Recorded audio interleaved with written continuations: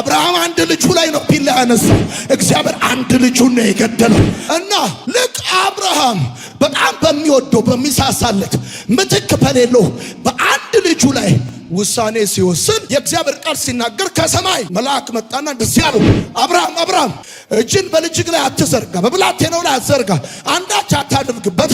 የአብርሃም ውሳኔ ሁለት ውጤት አምጥቷል። ማንኛውም ሰው በህይወቱ የማይደራደርበት ሁለት ነገር ቢኖር በረከትና ከፍታ ነው። ሁሉም ሰው መባረክ ይፈልጋል። ሁሉም ሰው ከፍታን ህይወት ኤክስፒሪየንስ ማድረግ ይፈልጋል። ወደ በረከትና ወደ ከፍታ ህይወት የሚያመጡ ሶስት መሰረታዊ ቁልፍ ሐሳቦችን ዛሬ እንካፈላለን። በአዲስ ኪዳን ካህናት ቤተክርስቲያንና በማርሲል ቴሌቪዥን ይህን መልእክቴን የምትከታተሉ እነዚህ ሶስቱ የበረከት በሮች፣ እነዚህ ሶስቱ የታላቅነት ቁልፎች በህይወታችሁ ከዚህ ቀን ጀምሮ ፈንክሽን ማድረግ ይጀምራሉ። እግዚአብሔር ወዳየላችሁ በረከት መግባት ይሆንላችኋል።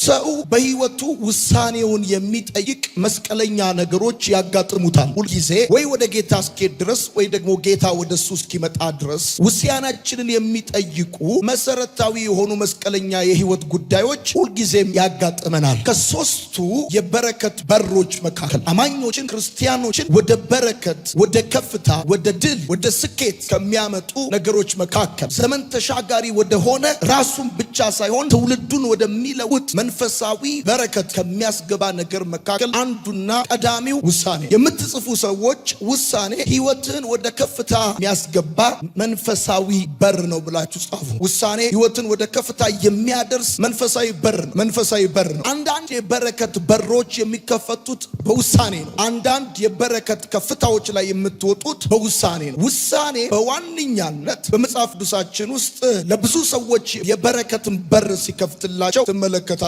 እና ለዚህ ነው መጀመሪያ መግቢያ ሐሳብ ላይ ስናገር ምናል ወይ በህይወታችን የኛን ውሳኔ የሚጠይቁ አሁን የእግዚአብሔርን ጣልቃ ገብነት የምትጠብቁ ብዙ ሰዎች አላችሁ። የእግዚአብሔርን እርዳታ የምትጠብቁ ሰዎች አላችሁ። የእግዚአብሔርን እገዛ የምትጠብቁ ሰዎች አላችሁ። ጥሩ ነው። የእግዚአብሔርን እገዛ፣ እርዳታ፣ ጣልቃ ገብነት መጠበቃችሁ ጥሩ ነው። ነገር ግን የእግዚአብሔር ጣልቃ ገብነት፣ የእግዚአብሔር እገዛ፣ የእግዚአብሔር እርዳታ በህይወታችሁ የሚያመጣውን የሚያቀናጃችሁን በረከት እንደተጠበቀ ሆኖ ከናንተ ደግሞ የሚጠብቀው ከናንተ የሚፈልገዋል። ህይወታችን ብዙ ጊዜ መስቀለኛ ላይ የሚቆምበት ጊዜ አለ። በጣም ብዙ ጊዜ መስቀለኛ ቦታ ላይ መስቀለኛ የህይወት መንገድ ላይ የኛን ውሳኔ የሚጠይቅ በዚህም በብዙ አቅጣጫ ምን መወሰን እንዳለብን ግራ እስኪገባን ድረስ የምንደርስባቸው ጊዜያቶች ቀላል አይደሉም። እና እነዚህ ጉዳዮች በህይወታችን ደግሞ የሚቆሙ አይደሉም። አንድ ጊዜ ወስነን ከዛ በኋላ ሁልጊዜ የምንኖር ሰዎች አይደለም። እና በየጊዜው የምንወስንባቸው የኛን ውሳኔ የሚጠይቁ ጉዳዮች አሉ። ዛሬ ላካፍላችሁ የምፈልገው መሰረታዊ ነገር ምንድነው?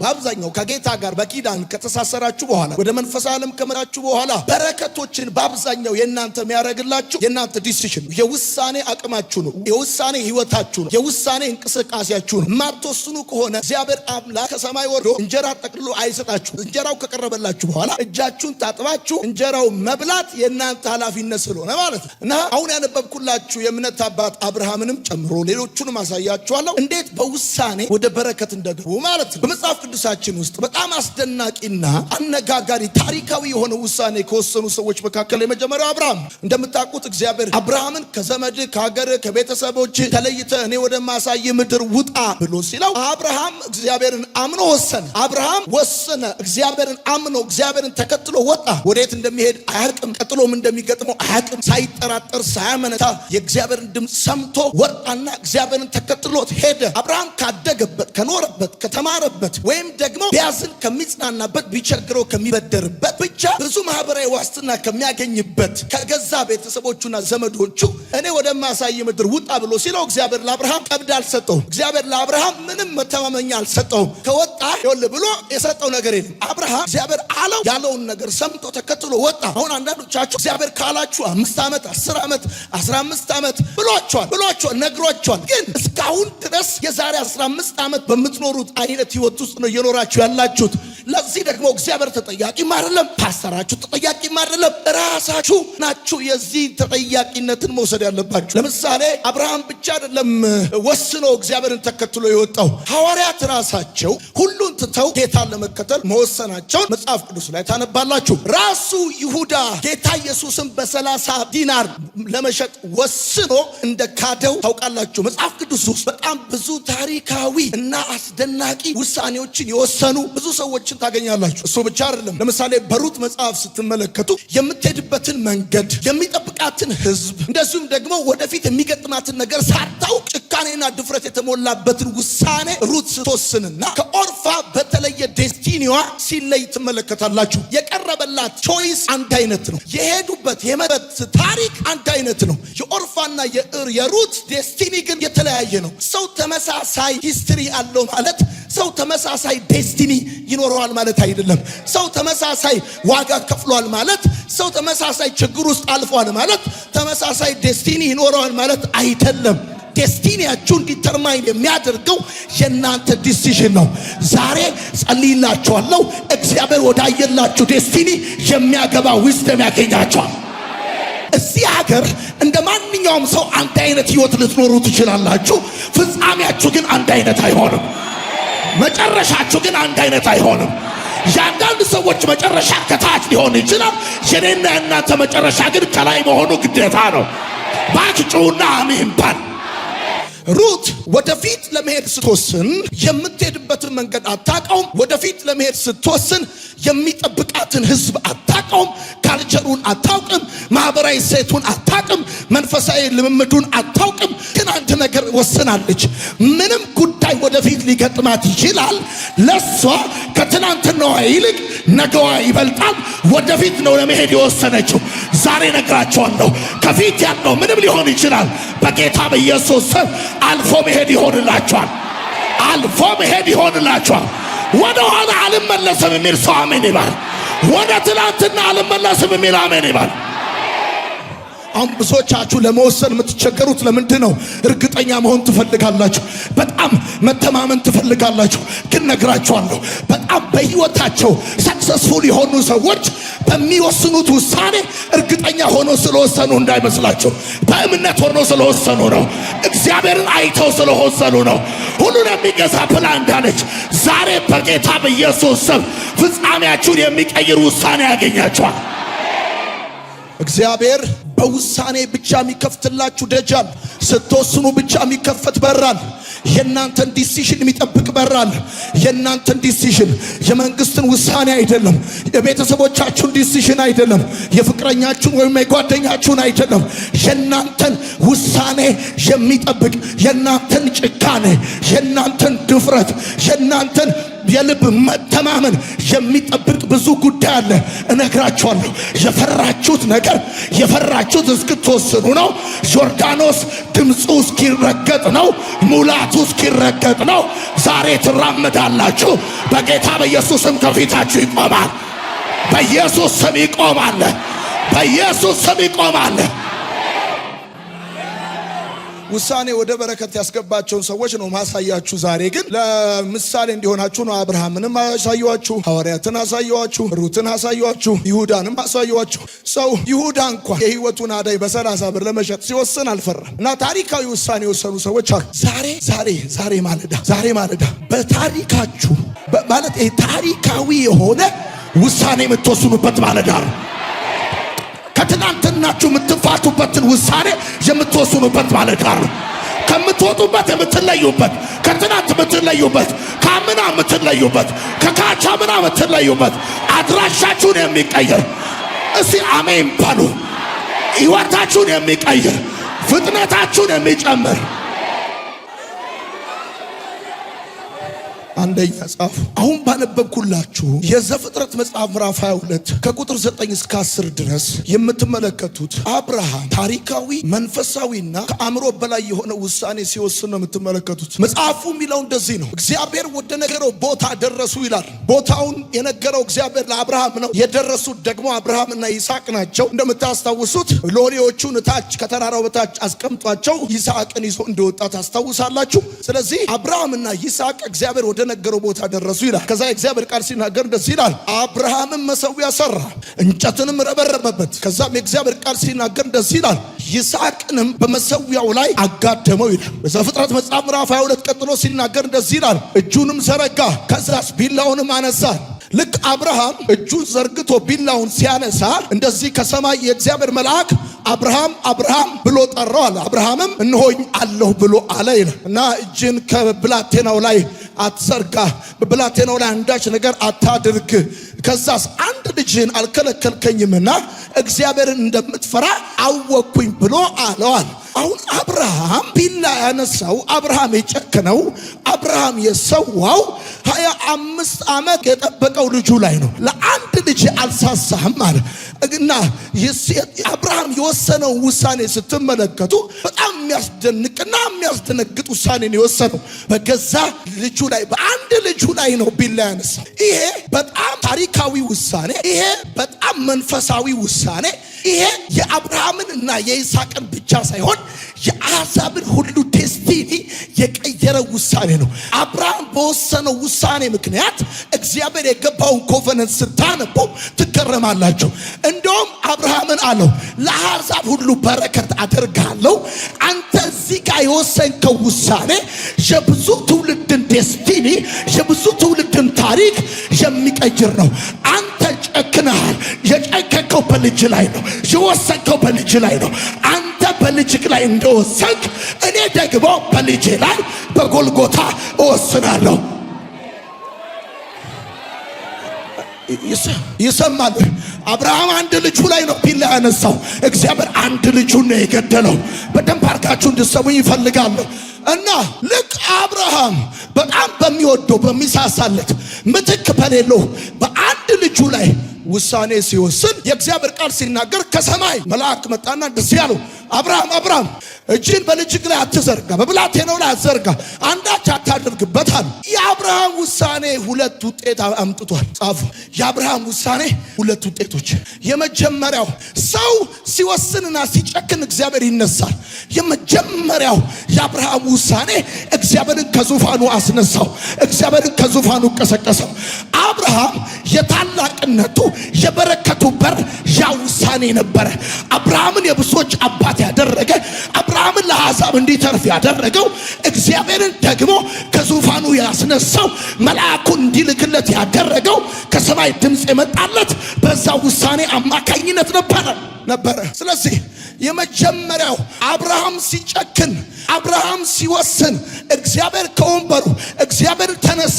እግዚአብሔር ይላችሁ ለእግዚአብሔር የሚወስኑ ሰዎች፣ ለእግዚአብሔር ፕሮግራም የሚጨክኑ ሰዎች ሳይሳሱ ነገራቸውን ለእግዚአብሔር ሳክሪፋይ ለማድረግ የሚወስኑ ሰዎች እግዚአብሔርን የሚያስነሱት፣ እግዚአብሔርን የሚያንቀሳቀሱት፣ እግዚአብሔርን የሚገልጡ እነዛ ሰዎች ናቸው። እሱ ብቻ አይደለም ወዳጆቼ፣ በአንድ ምዕራፍ ውስጥ ሁለት ጊዜ ነው አብርሃም ከመልአክ ድምፅ የሰማው። ከዛ ቀጠለና እንደዚህ አለ። ለሁለተኛ ጊዜ መልአኩ መጣና አብርሃም አብርሃም አለ። እነሆኛል፣ እግዚአብሔር እንደዚህ ብሎሃል፣ በራሴም እያለሁ ብሎሃል፣ ከዛስ አበዛሃለሁ ብሎሃል፣ ዘር የጠላቶችን ደጅ ይወርሳል ብሎሃል፣ እባርካለሁ ብሎሃል፣ በራሴም እያለሁ አለ። ይኸውላችሁ የአብርሃም ውሳኔ እግዚአብሔርና አብርሃምን በኪዳን አስተሳሰራቸው። ልክ አብርሃም በልጁ ላይ ሲወስን እግዚአብሔር ደግሞ እንደዚህ አለ፣ በራሱ ማለ፣ ለአብርሃም ማለለት። እኔና አብርሃም ከዛሬ ጀምሮ ለዘላለም በኪዳን የተሳሰርነን አለ። ልክ ስትወስን እግዚአብሔር ካንተ ጋር በኪዳን ይተሳሰራል። ውሳኔ እግዚአብሔርን ካንተ ጋር ያስተሳስረዋል። ውሳኔ እግዚአብሔርን ካንተ ያፋታዋል። ውሳኔ እውነቴን ምነግርህ፣ አንዳንድ የምትወስናቸው ውሳኔ እግዚአብሔር በልዩነት በአንተ ሕይወት ታሪክ ሊሰራ፣ ታሪክ ሰሪ ሊያደርግህ፣ ቀንበር ሰባሪ ሊያደርግህ፣ ለብዙዎች አባት ሊያደርግህ ዛሬ በጌታ በኢየሱስ ክርስቶስ እግዚአብሔርን ከእናንተ ጋር የሚያስተሳስር የውሳኔ መንፈስ ያገኛቸዋል። እግዚአብሔር እንደዚህ ያለው አብርሃምን ምያለሁ አለ፣ በራሴ ምያለሁ አለ። በራሴ ወይኔ ወይኔ ወይኔ በራሴ ነው የማልኩት አለ እግዚአብሔር። ምያለሁ፣ አበዛሃለሁ፣ ከዛስ ዘር የጠላቶችን ደጅ ይወርሳል፣ ከዛስ እባርካለሁ አለው እግዚአብሔር። እባርካለሁ። ይሄንን ሁሉ ኮቨናንት እግዚአብሔር የገባለት አብርሃም ምንም ስላደረገ አይደለም፣ በልጁ ላይ ስለጨከነ ነው። የሆነ ነገር ላይ ስትጨክን፣ የሆነ ነገር ላይ ስትወሰን እግዚአብሔርን ታንቀሳቅሰዋለህ፣ እግዚአብሔርን ታስነሳዋለህ፣ እግዚአብሔርን ከራስ ጋር ታስተሳስረዋለህ። ዲሲዥን ይሁን ውሳኔ መለኮትን ካንተ ጋር ማስተሳሰሪያ ነው። እግዚአብሔር ካንተ እንደዚህ ወስኗል። አንድ ነገር ላስታውሳችሁ፣ ከኔ ጋር ናችሁ። እኔ ራሴ አገልጋይ ለመሆን ከመነሳቴ በፊት አንድ ውሳኔ ወሰንኩኝ። ጓደኞቼ የማይወስኑትን ውሳኔ ወሰንኩኝ። ቤተሰቦቼ የማይወስኑትን ውሳኔ ወሰንኩኝ። በጣም ብዙ የተማሩ ሰዎች የማይወስኑትን ውሳኔ ወሰንኩኝ።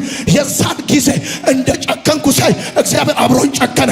እንደ ወጣው ሳይ እግዚአብሔር አብሮኝ ወጣ። እንደ ተለየው ሳይ እግዚአብሔር አብሮኝ ከኔ ጋር ወክ ማድረግ ጀመረ። ዛሬ በጌታ በኢየሱስ ስም ትወጣላችሁ። እግዚአብሔር ከናንተ ጋር ይወጣል። ባካችሁ ጩሁና አሜን በሉ። ለእግዚአብሔር ጨክነ አብርሃም ልጅ ላይ ጨክነ እግዚአብሔር እንደዚህ አትራብም፣ እባርካለሁ። ለኔ ብለህ ጨክነ አትራብም። አለመራ ብቻ አይደለም፣ ለአሕዛብ ሁሉ አንተን ብቻ አይደለም ሌላም በአንተ ምክንያት እንዲባረክ አደርጋለሁ። ዛሬ ለእግዚአብሔር ትወስናለህ። በጌታ በኢየሱስ ስም ለብዙ ትውልድ ትተርፋለህ። ወይኔ እግዚአብሔር ከዚህ በፊት ስራ ለመስራት የሚወስነው እግዚአብሔር ከዚህ በፊት ስራ ለመስራት የሚመርጠው በኩር ጋር ነበር። ከዛ አንድ ጊዜ እንደዚህ ሆነ። ሙሴ እንደዚህ አለ፣ የእግዚአብሔር ወገን የሆነ ይለያል።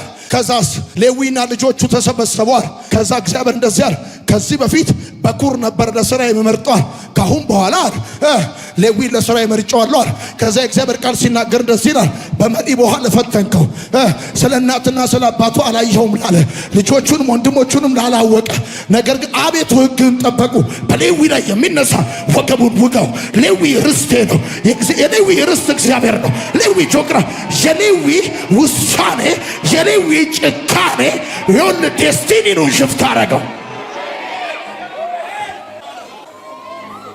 ባጭር አማርኛ እግዚአብሔር ካልጨከን አይጨክን፣ ካልወጣ አይወጣም። ያንተን ጭካኔ ያንተን ውሳኔ እየጠበቁ ያሉ ብዙ በረከቶች አሉ፣ ብዙ ብሌሲንጎች አሉ፣ ብዙ ሰክሰሶች በክርስቶስ ኢየሱስ ተለቀዋል። አንተ ብቻ የሚገርም ሌላው የሚሳሳለትን ጉዳይ አንተ ለመሰዋት አንተ ለመተው እግዚአብሔር ጋር ለመጨረስ ተስማማ እንጂ በራሴም እያለሁ ታውቃለህ። ውሳኔ እግዚአብሔር ካንተ ጋር እንዲተሳሰር እንደሚያደርገው እግዚአብሔር ካንተ ጋር እንዲቆልፍ እንደዚህ እንዲተሳሰር ያደርጋል። ማንም አይለያችሁም። ከዛ በኋላ መልአኩ ሁለተኛ ጊዜ መጣና እንደዚህ ያለ አብርሃም እግዚአብሔር እንደዚህ ብለዋል፣ በራሴም እያለሁ ብሎ። በትምህርታችሁ ላይ የወሰናችሁ እግዚአብሔር ለማገልገል፣ በእንጀራችሁ ላይ የወሰናችሁ ለእግዚአብሔር ለመኖር፣ ክብራችሁ ላይ የወሰናችሁ፣ ጥቅማችሁ ላይ የወሰናችሁ ሰዎች ይሄ ውሳኔያችሁ ተራ ሰው አድርጎ የሚያስቀራችሁ እንዳይመስላችሁ፣ መለኮትን ከእናንተ ጋር የሚያስተሳስር እንደሆነ ይሄ ውሳኔ እንኳን ከራሳችሁ አልፋችሁ ለሰው እንድትተርፉ የሚያደርጋችሁ እንደሆነ በእናንተ ውስጥ መለኮታዊ ዘር እየተሰራ እንደሆነ ዲቫይን ፕሮግራም እየተሰራ እንደሆነ ምናልባት ትምህርታችሁ ላይ ባትወስኑ ትምህርታችሁ ለራሳችሁ ብቻ ይጠቅም ይሆናል። ሰው በዲግሪው ራሱንና ቤተሰቡን ሊያበላ ይችላል። ሰው በቅባት ጉልበት ነው አገር ያበላው። ኤልሳ በበሬ ጉልበት ራሱንና ቤተሰቡን ሲያበላ፣ በቅባት ጉልበት ግን አገር ነው ያበላው። እነግራችኋለሁ፣ ወስናችሁ ትምህርታችሁን አርዳችሁ፣ ክብራችሁን አርዳችሁ፣ ጥቅማችሁን አርዳችሁ፣ ብዙ ነገራችሁን ትታችሁ ለእግዚአብሔር እኖራለሁ፣ ልጅነቴን ለእግዚአብሔር፣ ዘመኔን ለእግዚአብሔር፣ ጉልበቴን ለእግዚአብሔር፣ ሀብቴን ለእግዚአብሔር ያላችሁ ሰዎች እግዚአብሔር እንደዚህ ይላችኋል፣ እኔ ከእናንተ ጋር እተሳሰራለሁ፣ እኔ ከእናንተ ጋር ተገብቻለሁ።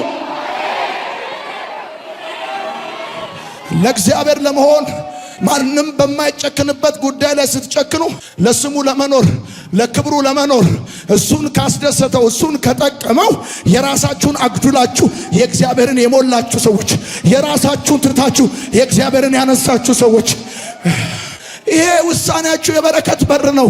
ተዝቆ የማያልቅ ለትውልድ የሚተላለፍ እናንተ እንኳን በልታችሁ ማትጨርሱት አንዱ የበረከት በር ውሳኔ ነው። ሙሴን ዕብራውያን መጽሐፍ ውስጥ ያስገባው በፈርዖን ቤት ጾማና ጠጅ ላለመብላት የወሰነው ውሳኔ በሚገርም ሁኔታ ከእግዚአብሔር ሕዝብ ጋር መራብን መረጠ ተብሎ እንደተጻፈ የሕዝብ መሪ እንዳደረገው 10ቱን ትእዛዛት የተቀበለው የእግዚአብሔርን ጀርባ ያየው እግዚአብሔር ፊት ለፊት ለሚያናግረው ቁርበቱ በብርሃን የሚቀየር እግዚአብሔር ጥሎ አልጣለውም፣ ትቶ አልተውም። በምድረ በዳ እንደተንከራተተ አልቀረም። ወሰነ። ምቾቱ ለመተው ወሰነ። ጥቅሙን ለመተው ወሰነ። ክብሩን ለመተው ወሰነ። የፈርዖን ልጅ ከመባል ከእስራኤል ሕዝብ ጋር መከራን ለመቀበል ወሰነ። ውሳኔ እግዚአብሔርን ከናንተ ጋር ያስተሳስረዋል። ሌላ ተጨማሪ ፕሮፌሲ፣ ሌላ ተጨማሪ ምንም መገለጥ ምናምን በማያስፈልገው ሁኔታ ልክ እናንተ ከነገ ጠዋት ጀምሮ አክሽን ስትሉ እግዚአብሔር ከሰማይ ሰራዊቱን ማዘዝ ይጀምራል። ያ እግዚአብሔር የነገራችሁ ትልቅ ህልም፣ ያ እግዚአብሔር የነገራችሁ ትልቅ ራእይ የሚጠብቀው የሀገሪቷን ጠቅላይ ሚኒስትር አይደለም፣ የእናንተን ውሳኔ ነው። መተው ያለባችሁን እስክተው ነው። መጨከን ባለባችሁ ላይ እስክጨክኑ ነው። መውጣት ካለባችሁ እስክትወጡ ነው። መለየት ካለባችሁ እስክትለዩ ነው። ያንን በጣም የሚያሳሳችሁን ነገር እስክትሰውት ነው። እስክታርዱት ነው የሚጠብቀው። ያ እናንተ በብቸኝነት በትንሹ ጓዳ ያያችሁ ትልቅ ራእይ ከመሆን የሚከለክለው ምንም የሰው ኃይል በዚህ ምድር የለም። የሚከለክለው አንድ ጉዳይ ብቻ ነው። እናንተ የምትሳሱለት የራሳችሁ ነገር ካለ ብቻ ነው። እግዚአብሔር ለራሳችሁ ካልሳሳችሁ እግዚአብሔር ለመስራት አይሳሳም፣ ለመስራት አይቆጠብም። ይገርማችኋል። በዛ ጊዜ የሚሰዋውን መስዋዕት እግዚአብሔር አዘጋጀለት። ያዘጋጀ ለምሳሌ ሁለተኛ ሰው ላሳያችሁ። ዳዊት ጻፉ። ዳዊት በቤቱ በተቀመጠ ጊዜ እግዚአብሔር ከጠላቶቹ ባሳረፈው ጊዜ የእግዚአብሔርን ቤት ለመስራት ወሰነና ናታንን አናገረው። እግዚአብሔር በጣም ተገረመ። እግዚአብሔር በጣም ተደነቀ። ልክ እግዚአብሔር ከጦርነት ሲያሳርፈው በቤቱ ሲያስቀምጠው ከመደሰትና ከመዝናናት ይልቅ የታየውና ቅድሚያ የሰጠው የእግዚአብሔርን ቤት ስለመስራት ነው። ልክ ዳዊት ከጦርነት እንዳረፈ፣ ከሰልፍ እንዳረፈ፣ ዳዊት ከጫካ እንደወጣ፣ በቤቱ እንደተቀመጠ፣ ከድንኳን እንደወጣ፣ ከቀበሮ ጉድጓድ እንደወጣ ቅድሚያ የሰጠው ቀድሞ የታየው ጉዳይ አሁን ላለፉት ዓመታቶች ደክሜያለሁ፣ ለፍቻለሁ፣ በብዙ ጦርነቱ ሰልፍ ውስጥ አልፌያለሁ፣ ትንሽ ዘና ልበል፣ ትንሽ ፈታ ልበል አይደለም ዳዊት ያለው። ዳዊት ከጠላቶቹ ሰልፍ እንዳረፈ፣ ዳዊት በቤቱ እንደተቀመጠ ቅድሚያ የሰጠውና የታየው ነገር የእግዚአብሔርን ቤት ስለመስራት ነው። በሁለተኛ ሳሙኤል መጽሐፍ ምዕራፍ 7 ቁጥር 1 ላይ ስታነቡ የምታገኙት ቃል ይሄንን ነው። ከዛ እግዚአብሔር እንደዚህ ያለ በጣም ተገረመ። ቤትህንና መንግስትህን ለዘላለም በፊቴ ይጠነክራሉ፣ ዙፋንም ለዘላለም ይጸናል። ዳዊት የእግዚአብሔርን ቤት ሊሰራ ሲነሳ እግዚአብሔር የዳዊትን ቤት ሰራው። እግዚአብሔር ዳዊት እንደዚህ ያለው አንተ ለእኔ ቤት ለመስራት ከናታን ጋር ተነጋገርክ አይደል አለው። አዎ ከዚህ በኋላ ግን እንደዚህ ያለው ቤትህና መንግስት በፊቴ ይጠነክራሉ፣ ዙፋንም ለዘላለም ይጸናል። ለምን? ቤትን አጠነክራለሁ። አንተ የኔ ቤት አይተሃልና፣ አንተ የኔ ቤት ለመስራት ወስነሃልና። ልዝናና አላልክም፣ ልረፍ አላልክም፣ ይመቸኝ አላልክም፣ ቆይ ትንሽ ጊዜ ልውሰድ አላልክም። ቅድሚያ ሰጥተኸኛልና እኔ ደግሞ በዘመናት መካከል ቅድሚያ ሰጥሃለሁ፣ አጸናሃለሁ፣ አጠነክርሃለሁ። እግዚአብሔር እንደው በጣም የሚገርማችሁን ቃል ታነባላችሁ። እንደዚህ የሚል ቃል ታገኛላችሁ። ቁጥር 19 ሁለተኛ ሳሙኤል መጽሐፍ ምዕራፍ 7 ቁጥር 19 ላይ ስታነቡ ይህ በፊት ጥቂት ነገር ነው አለ ዳዊት። ስለ ባሪያ ቤት ግን አለ ለሩቅ ዘመን ተናገርካል። ለሩቅ ዘመን ይህ በፊት ጥቂት ነገር ነው አለ። ስለ ባሪያ ቤት ግን ለሩቅ ዘመን ተናገርካል። እኔ ዳዊት የእግዚአብሔርን ቤት ቢሰራ ለ5 ዓመት፣ ለ10 ዓመት፣ ለ15 ዓመት፣ ለ20 ዓመት ነበር የሚሰራው። እግዚአብሔር ግን ለዳዊት የሰራለት ቤት ይገርማቸዋል። ቤትህና መንግስት በፊቴ ይጠነክራሉ፣ ዙፋን ለዘላለም ይጸናል። ዳዊት የእግዚአብሔርን ቤት ሊሰራ ሲወስን፣ ዳዊት የእግዚአብሔርን ቤት ሊሰራ ሲነሳ እግዚአብሔር የዳዊትን ቤት ሰራለት። እግዚአብሔር የዳዊትን ዙፋን ለዘላለም ሊያጸና ኮቨነንት የገባለት ልክ ከመከራ፣ ልክ ከጦርነት፣ ልክ ከውጣ ውረድና ከጫካ እንደመጣ ከምቾቱ ይልቅ ለእግዚአብሔር ቤት ፕራዮሪቲ ስለሰጠ ነው። ለእግዚአብሔር ፕራዮሪቲ የሰጣችሁ ሰዎች ምቾታችሁን ልረፍ ሳትሉ፣ ቆይ ትንሽ የሆነ ነገር ሳትሉ ተምራችሁ ገና ግራጁዌት እንዳደረጋችሁ ከዛ ከግራጁዌሽን ሰው በተማራችሁበት ትምህርት ስራ ይዞ በልቶ ሰርቶ ቤት ሰርቶ ምናምን ከዛ በኋላ አገለግላለሁ ብሎ ሲጠብቅ እናንተ የተማራችሁበትን ወረቀት ጓዳ አስቀምጣችሁ ወንጌል ለማገልገል ጥቁር መጽሐፍ ያነሳችሁ ሰዎች ከማን ወደ ኋላ የምትቀሩ ይመስላችኋል? እንደዚህ አይነት ዲሲዥን እግዚአብሔር ቤታችሁን እንዲሰራ የሚያንቀሳቅሰው እንደው በዘመናት መካከል አይቻለሁ። እግዚአብሔር ቤታቸውን የሰራላቸው ሰዎች አይቻለሁ። ልዝናና አላልክም፣ ይመቸኝ አላልክም፣ ልረፍ አላልክም፣ ቤቴ ልስራ አልክ። እስቲ እናንተ ቤቱን ለመስራት ተነሱና እግዚአብሔር ቤታችሁን አይስራ። እስቲ እናንተ የእግዚአብሔርን ቤት ለማቆም ወስኑና እግዚአብሔር የእናንተ ቤት አያቁመው። ዙፋናችሁ መንግስታችሁን አያቁመው። እስቲ እናንተ ለጥቅማችሁ ፕራዮሪቲ ከምትሰጡ ለእግዚአብሔር ኪንግደም ጉዳይ እስቲ ቅድሚያ ስጡና እስቲ ተቀደሙ። ለእግዚአብሔር ቅድሚያ ሰጥተው የተቀደሙ ሰዎች አይተናናቅ። እኛ የእሱን ስራ ስንሰራ እሱ የእኛን ሲሰራ ነው የምናውቀው። እሱ ሲሰራ ደግሞ አንቅቆ ነው የሚሰራው። ሁለተኛው ሰው ዳዊት ቤቱን ሊሰራ ወሰነ፣ እግዚአብሔር ቤቱን ሰራ። ሶስተኛ ምንቆይበት ቦታ ሩት። በግልጽ ከተመለከታችሁ የኑኃሚን ህይወት ግራም ያጋባ ተስፋ የሚያስቆርጥ መከራ የሞላበትን የኑኃሚንን ህይወት እያየ ህዝብሽ እንደ ህዝቤ አምላክሽ እንደ አምላኬ ብላ ሩት ወሰነች። ኑኃሚንን ስታዩ ምንም አይነት ይሄ ብራይት ነገር አይታይም። ግራም ያጋባ ነገር ነው የምታዩት። አምላኳ ሀገሯን በድርቅ የመታባት ባሏና ልጆቿን የገደለባት መከራዋ በስቶ ስሟን እንዲቀይር ያደረገባት ነው የምትመስለው። ሩት እሄዳለሁ ህዝብሽ እንደ ህዝቤ አምላክሽም እንደ አምላኬ ብላ የወሰነችው ከአንቺ ጋር ሆናለሁ ብላ የወሰነችላት ሴት ግራ መጋባት ውስጥ ያለች ሴት ነች። ተስፋ መቁረጥ ውስጥ ያለች ሴት ነች። ምሬት ውስጥ ያለችን ሴት ነው የምትከተለው።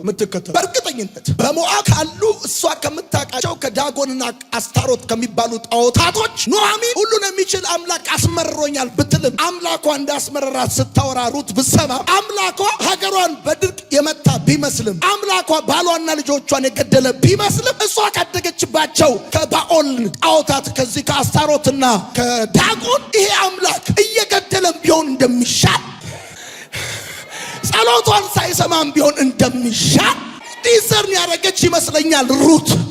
እዚህ ሴትዮ ኑኃሚን የምትባለው ሴትዮ ላይ ለመከተል የሚያበቃ ምንም አይነት ተስፋ ምንም አይነት ብሩህ ነገር አላየችም። ኑኃሚን ደግሞ ቁጥር 10 ላይ እንደዚህ ትላለች። ሁለቱንም ምራቶቿን ቁጭ አድርጋ እንደዚህ ብላ ትናገራለች። ወደ እናቶቻችሁ ቤት ተመለሱ። እስከ ዛሬ ያደረጋችሁልኝ ቸርነት ይበቃል፣ እግዚአብሔር ያሳርፋችሁ ይባርካችሁ ብላ ኑኃሚን ሁለቱንም አሰናበተቻቸው። የመጀመሪያ ቁጥር 10 አካባቢ ስታነቡ ሩትም ኦርፋም ሁለቱም አብረዋት ሊሄዱ ወሰኑ። እኛ ከአንቺ ጋር ወደ ህዝብሽ እንመለሳለን። የዚህ ጊዜ ኑኃሚን እንደዚህ አለች፣ ከኔ ጋር የሚያስቀጥል ምንም ነገር የለም። እኔ ለእናንተ ባል መሆን የሚችሉ ሁለት ልጆች በማህፀኔ የለም። ለማግባትም አርጅቻለሁ። እሱ ብቻ አይደለም፣ ዛሬ ሌሊት አግብቼ እንኳን ብወልድ ለእናንተ ባል መሆን አይደርሱም አለች። የዚህን ጊዜ አሳማኝ ምክንያት ማቅረቧን ስታይ ኦርፋ ስማ ተለየቻት። ሩት ግን ያቀረብሽው በቂ ምክንያት ቢሆንም አልመለስም። አንቺ ላይ የሚታይ ተስፋ ባይኖርም እከተልሻለሁ። አንቺ ላይ ያለሽበት ሁኔታ ምሬት ቢሆንም እከተልሻለሁ። ተበሳጭተሻል፣ እከተልሻለሁ። ለኔ የሚሆን ባል የለሽም፣ እከተልሻለሁ። አሁን ብትወልጂና ለኔ ባል ለመሆን ባይደርሱም እከተልሻለሁ። ምን አይነት ውሳኔ እንደወሰነች ያቺኛው ሶስቱ የበረከት በሮች፣ አንደኛው ውሳኔ ነው፣ ሁለተኛ ጽናት። በወሰናችሁት ነገር መጽናት ማለት ነው። ሩት ወሰነች፣ ኦርፋም ወሰና ነበር ቁጥር 10 ላይ። ኦርፋ ግን ሐሳቧን ስትቀይር ሩት በወሰነችው ጸናች። አሁን ብዙ ሰዎች እኮ ለማገልገል ይወስናሉ፣ ግን የሚያስቀጥል ነገር እንደሌለ ሲያዩ ይታጠፋሉ።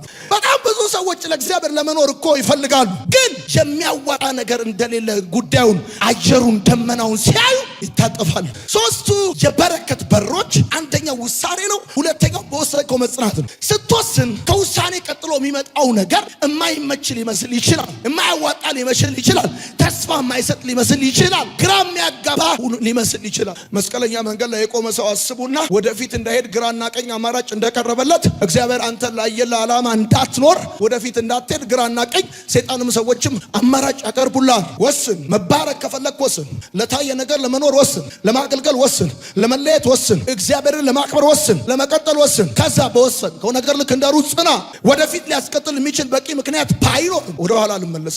ለማገልገል የሚያስችል በቂ አትሞስፌር ባይኖርም አገለግላለሁ ዘንድ፣ ሳገለግል የሚቀበለኝ ሰው ባይኖርም አገለግላለሁ ዘንድ፣ እንድቀጥል የማይፈልግ ሰው ቢበዛም እቀጥላለሁ። ያቀረብሽልኝ አሳማኝ ምክንያት ቢሆንም እኔ ግን አልመለስም። አብርሃም ሳያመነታና ሳይጠራጠር ወዴት እንደሚሄድ ሳያውቅ እግዚአብሔርን ተከትሎ ወጣ። ሩት ልክ እንደ አብርሃም ሳታመነታ ሳትፈታና ሳትጠራጠር ወዴት እንደምትሄድ ሳታውቅ ኑኃሚንን ተከትላ ወጣች። ዘ ዲፍረንስ አብርሃም ሰምቶ የወጣው የእግዚአብሔርን ድምፅ ነው። ሩት ሰምታ የወጣችው ግን ተስፋ የቆረጠውንና ተስፋ የሚያስቆርጠውን የኑኃሚንን ድምፅ ነው። የእግዚአብሔር ድምፅ በራሱ ተስፋ ነው። የእግዚአብሔር ድምፅ በራሱ ሞገሳ። እኔ አብርሃም ተከትሎ ከወጣው ድምፅ ይልቅ ሩት ተከትላ የወጣችው ድምፅ በጣም ነው የገረመኝ። ሩት የምትሰማው ድምፅ ተስፋ የቆረጠ ድምፅ ነው።